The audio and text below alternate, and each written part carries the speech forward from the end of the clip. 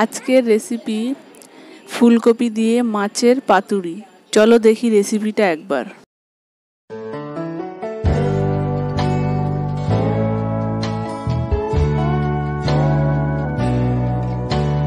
প্রথমে মাছগুলোকে আমি ভালো করে ধুয়ে নিয়েছি।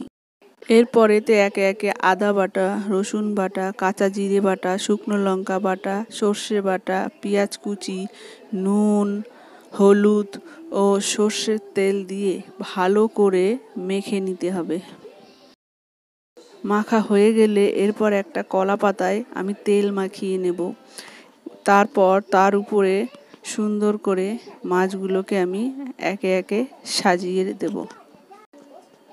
এরপর যে বাকি মশলা মাখাটা থাকবে এর মধ্যে আমি ফুলকপি কুচানো ও একটু আলু দিয়ে ভালো করে এই মশলার মধ্যেই মাখিয়ে কলা পাতার এক সাইড দিয়ে আমি সাজিয়ে দিয়ে দেবো।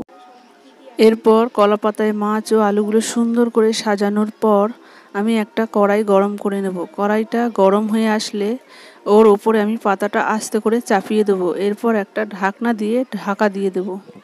এরপর ঢাকনাটা তুলে দেবো। তো এরপর আস্তে আস্তে ওপর থেকে জলটা শুকিয়ে যাবে। জলটা শুকিয়ে গেলে আমি আবার একটা কলা পাতায় তেল মাখিয়ে নেব এবং একটা প্লেটে নামিয়ে ওপর থেকে তেল মাখানো কলা পাতাটা দিয়ে থালা দিয়ে উবুর করে দেব। তো দেখো এক সাইডটা হয়ে গেছে, এবার নিচের দিকটা হওয়ার জন্য আমাকে আবার কড়াইতে বসিয়ে দিতে। রেডি হয়ে গেল আমাদের মাছ পাতুরি।